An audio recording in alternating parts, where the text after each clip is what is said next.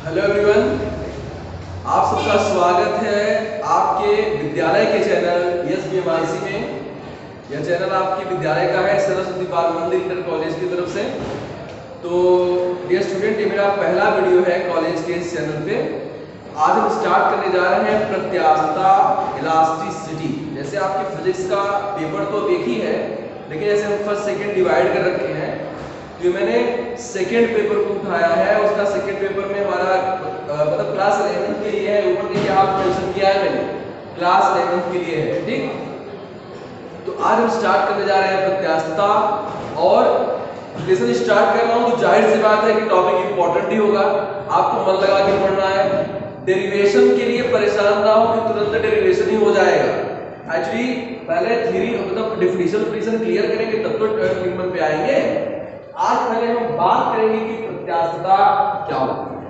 ठीक, तो प्रत्यास्थता के बारे में अगर हम बात करें तो इसकी डिफिनेशन मैं आपको बता दूं। प्रत्यास्थता किसी वस्तु का वह गुण है जिसके कारण वह अपने ऊपर लगाए गए विरूपक बल का विरोध करती है तथा बल हटा लेने पर वह पुनः अपनी पूर्वावस्था में आ जाती है। फिर से रिपीट कर दो। जैसे मान लीजिए एक एग्जांपल देता हूं, ऐसे आपको देखना है, लगातार सुनना समझना है ताकि सही से क्लियर कर पाए। जैसे आपके पास कोई प्लास्टिक की बॉल है, ठीक, आप इसे दबाते हो तो इसका शेप चेंज हो जाता है। जब इसका शेप चेंज हो जाता है, जैसे आप इसे दबाया तो शेप चेंज हो गया, ठीक है। आपको लगता होगा कि अंदर से कोई है जो विरोध कर रहा है, ठीक। तो जो आपने बल लगाया है वह है विरूपक बल, deforming force. Deforming force force होता है, उसके अलग अलग वर्किंग फंक्शन के बेस पे हम उसका अलग अलग नाम रख देते हैं। ठीक, तो जैसे अगर हमने बल लगाया, हमने रूप बदल दिया इसका, तो हमने इसे बोला विरूपक बल, मतलब रूप बदलने वाला बल। डिफॉर्म करने वाले बल को हमने बोला विरूपक बल। ठीक है, अब जब हम बल लगा देंगे गेंद पर हाथ से ऐसे दबा दिया, ऐसे रख के दबाओ या हाथ से दबाओ, जब आप दबाते हो उसका शेप चेंज हो जाता है। लेकिन जब आप हटा लेते हो तो वह फिर से उसी तरह की बन जाती है। तो ऑब्जेक्ट के अंदर, इस गेंद के अंदर, वस्तु के अंदर ये जो गुण है कि विरूपक बल को हटा लेने पर वह फिर से अपनी पूर्वावस्था को प्राप्त कर लेती है, उसी को हम बोलते हैं प्रत्यास्थता।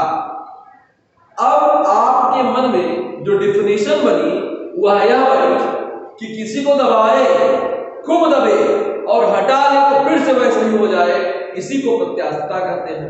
तो मैं आपको प्रत्यास्थता की डिफिनेशन को थोड़ा सा और क्लियर करके बताता हूं। अब देखिए, ये मैंने यहां पर रबर की गेंद ली थी, ठीक है। अब मैं एक स्टील की गेंद को लेता हूं, ठीक है, स्टील की गेंद, ओके। अब जब मैंने स्टील की गेंद को लिया, अब आपके मन में आया गुरुजी स्टील की गेंद तो दबेगी ही नहीं। अच्छा, कभी आप सोचो कि आप ये समझते हैं जो लोहा या स्टील होता है, अगर मैं इस लोहे या स्टील को पीटूं तो पीट कर इसे चपटा कर सकता हूं। मतलब स्टील में भी वह गुण है, स्टील में भी वह गुण है कि पर्याप्त बल लगाने पर आप इसका रूप चेंज कर सकते हैं। ठीक, लेकिन जरा आप सोचो कि जितना बल आपने रबर पे लगाया था उतना बल अगर आप स्टील पर लगाएंगे तो क्या आप इसका शेप बदल पाएंगे? आप शेप नहीं बदल पाएंगे। इसका मतलब ऐसा क्यों हो रहा है? एक्चुअली रबर ज्यादा विरोध नहीं कर पा रही है, तो इस पर जब आप बल लगाते हैं तो आसानी से आप उसके शेप को चेंज कर लेते हैं।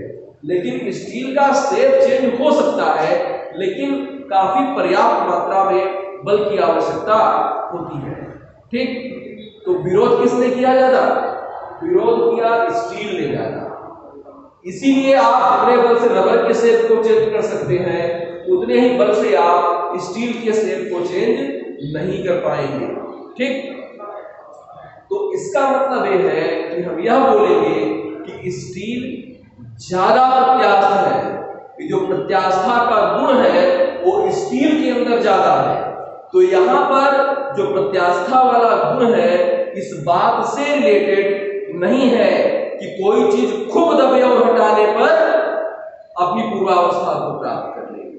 मैटर यह है को कितना ज्यादा विरोध करेगी, जो ऑब्जेक्ट जितना ज्यादा विरोध करेगी वह उतनी ही अधिक प्रत्यास्थ मानी जाएगी। ठीक, तो स्टील ज्यादा विरोध कर सकता है और रबर कम विरोध कर सकता है, इसलिए स्टील अधिक प्रत्यास्थ है और रबर कम प्रत्यास्थ है। तो अब प्रत्यास्थता की डिफिनेशन हमारे मन में यह होनी चाहिए कि मैटर सिर्फ दबने से नहीं है, मैटर यह है कि कौन कितना विरोध कर रहा है अपने दबने का, वो प्रत्यास्था होता है। कहने का मतलब अपने रूप में परिवर्तन का विरोध करने को हम प्रत्यास्था बोलते हैं। अभी भी ये डिफिनेशन 10% बची हुई है। तो अब आपकी तरफ से जवाब आएगा कि सर जी एक काम करिए, स्टील की जगह आप पत्थर ले लीजिए, तो और विरोध कर जाएगा। तो अगर पत्थर जो है अगर और विरोध किया जा रहा है, ध्यान दीजिए, अब आपके मन में बात आती है कि हम पत्थर ले लेंगे, तो पत्थर तो प्रत्यास्थ की श्रेणी में ही नहीं आता। रीजन, पत्थर पर अगर आप उसी आयतन पर अगर आप बल लगाते हैं तो कभी आप उसका शेप नहीं चेंज कर सकते, वो टूट जाएगा। इसका मतलब पत्थर को हम नहीं कर सकते कि सबसे ज्यादा प्रत्यास्थ है। Actually it is a rigid body, वो एक दृढ़ पिंड है और दृढ़ पिंड पर हम प्रत्यास्था का अध्ययन नहीं करते। तो पहली बार प्रत्यास्था का अध्ययन हम उन वस्तुओं पर करेंगे जिनका रूप बदला जा सके। पहली बात तो उनका रूप बदला जा सके, पत्थर का रूप भी हम नहीं बदल सकते, ठीक है ना। वो एक रिजिड बॉडी है, उसके कणों के बीच की डिस्टेंस आप बल लगाकर तुम ज्यादा नहीं कर सकते हैं। ठीक, अब जो है तो इतना याद रखिएगा, प्रत्यास्था का अध्ययन करने के लिए हम उन्हीं ऑब्जेक्ट्स पर अध्ययन करेंगे जिन ऑब्जेक्ट्स पर आप मतलब जिन वस्तुओं का शेप आप बदल सकते हो। उसके बाद फिर पता करेंगे कि कौन ज्यादा विरोध कर रहा है, कौन कम विरोध कर रहा है। तो इस तरह से एक बार फाइनल टच में देता हूं इसको कि प्रत्यास्था किसी वस्तु का वह गुण है जिसके कारण वह अपने ऊपर लगाए गए विरूपक बल का विरोध करती है, और यदि विरूपक बल लगाने पर वह विरूपित हुई है तो विरूपक बल हटा लेने पर अपनी पूर्वावस्था को प्राप्त करती है। ओके, अब जो है याद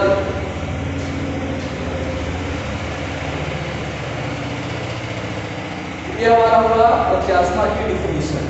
ठीक है, अब मन में आता होगा कि गुरुजी स्टील की गेंद को तो आप बहुत ज्यादा दबा दिए थे, वो मैं एग्जाम्पल दिया था आपको। एक्चुअली हम तार पर काम करते हैं और हम बल इतना लगाते हैं कि विरूपित हो, विरूपित भले हो जाए लेकिन विरूपित होने के बाद बल हटा लेने पर अपनी पूर्वावस्था को प्राप्त भी करते हैं। लेकिन ऐसे बहुत सारी वस्तुएं हैं, ठीक है, वस्तुओं को अच्छा हाँ, अब देखिए प्रत्यास्थता के आधार पर, प्रत्यास्थता के आधार पर वस्तुओं के प्रकार, इसे देखिए प्रत्यास्था के आधार पर, पहले इसे मैं समझा कर फिर आपको ले चलता हूं वहां पर आगे। प्रत्यास्था के आधार पर वस्तुओं के प्रकार, तो प्रत्यास्था के आधार पर जो हमारे वस्तुएं होती हैं वह 3 तरह की होती हैं। ठीक है, प्रत्यास्थ वस्तुएं, प्लास्टिक वस्तुएं और दृढ़ वस्तुएं। ठीक है, अब देखिए प्रत्यास्थ वस्तुएं, ठीक है, इलास्टिक बॉडीज,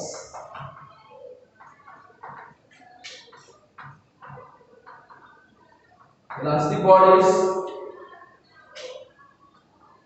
सेकेंड आपका है प्लास्टिक, देखिए इसे सुघट्ट वस्तुएं भी, देखिए प्लास्टिक की आप सुघट्ट वस्तुएं भी बोल सकते हैं।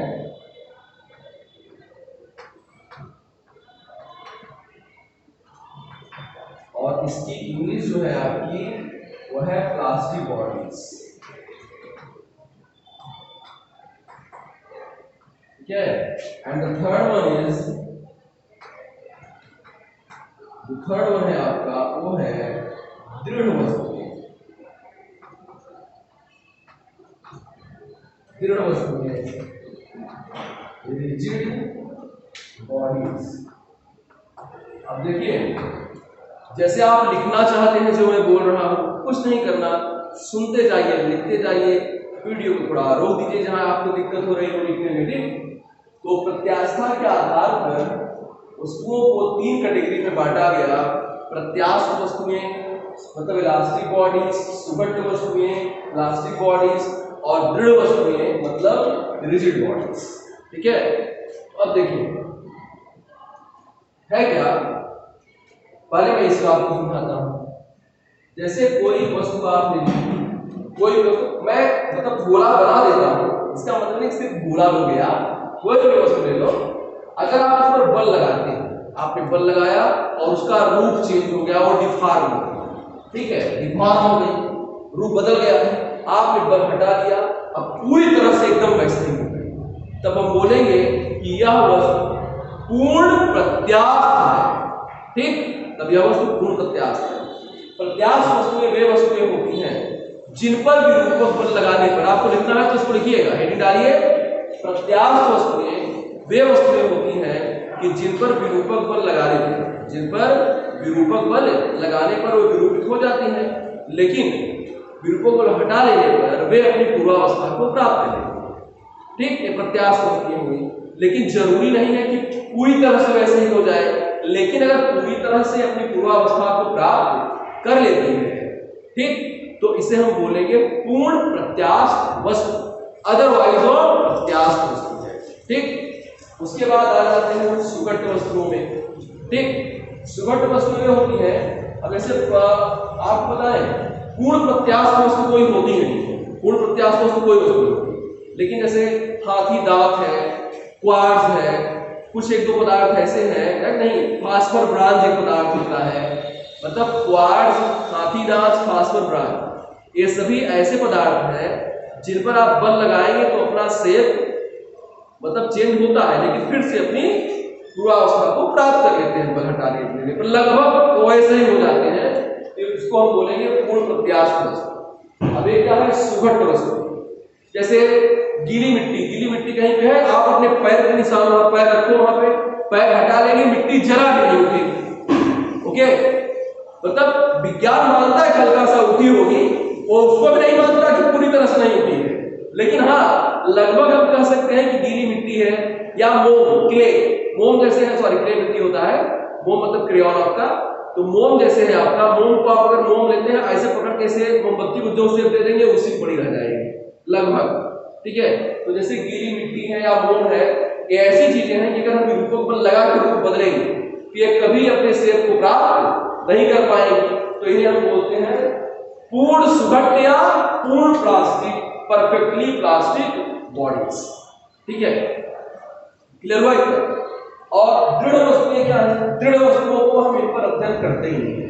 इसे एक चीज बताऊं मैं आपको, सुनिए, मैंने कहा कि अगर किसी वस्तु को हम दबाएं पूरी तरह से पूर्वावस्था में आ जाए बल हटाने पर पूर्ण प्रत्यास्थ, और अगर पूरी तरह ना आए तो पूर्ण सुगठित, लेकिन अगर वो कुछ विरूपित हुई जब, तो पूर्वावस्था को प्राप्त तो की लेकिन पूरी तरह से नहीं कर पाई, तो कभी कभी कंफ्यूजन होता है उसे किस श्रेणी में रखेंगे, प्रत्यास्थ में रखेंगे या सुगठित में रखेंगे, क्योंकि कुछ पूर्वावस्था को प्राप्त करने की कोशिश तो कर रही है। तो इस कंडीशन में मैं आपको एक बात बताऊंगा कि अगर उसने अधिकांशतः अपनी पूर्वावस्था को प्राप्त कर ली है, ठीक है, ठीक है, पूर्वावस्था को उसने प्राप्त कर ली है, तो वो प्रत्यास्थ श्रेणी में चली गई, और लगभग विरूपित भी हो गई है तो सुगठित की श्रेणी में चली जाएगी। दृढ़ वस्तुएं क्या होती है? जैसे मान लो कि आपके पास एक गुथा हुआ आटा का ऐसे पड़ा है, आप दबा देंगे तो जैसे यहाँ पर बहुत सारे कण हैं, ठीक है, आप दबा देंगे तो इनके बीच की जो आपस की डिस्टेंस है वह चेंज हो जाएगी, इनके जो आपस की डिस्टेंस है वो चेंज हो जाएगी। ओके, अब देखो, लेकिन जैसे ध्यान दें, अगर मान लीजिए पत्थर आप ले लेते हैं, पत्थर, कोई पत्थर है, पत्थर पर अगर आप फोर्स लगाते हैं, ठीक है, पत्थर पर अगर आप फोर्स लगाएंगे तब क्या होगा? एक चीज है भैया, ये पत्थर स्थान बदल देगा, लेकिन इसके कणों, इसके जैसे मॉलिक्यूल्स यहाँ पे कण है, तो इनके आपस की डिस्टेंस कभी चेंज नहीं होगी। ओके, आपस की डिस्टेंस कभी चेंज नहीं होगी, इतना शायद आपको क्लियर हो रहा होगा। ठीक है, तो इस तरह से आपने इसके बारे में प्रत्यास्थ वस्तुएं, सुघट्ट वस्तुएं, दृढ़ वस्तुएं के बारे में आपने पढ़ा। अब मैं आपको अपने अगले वीडियो में प्रत्यास्था की सीमा, प्रतिबल, विकृति, इन चीजों के बारे में बताने वाला हूं। तब तक के लिए धन्यवाद। फिर मिलते हैं आपके अपने पसंदीदा चैनल SBMIC पर।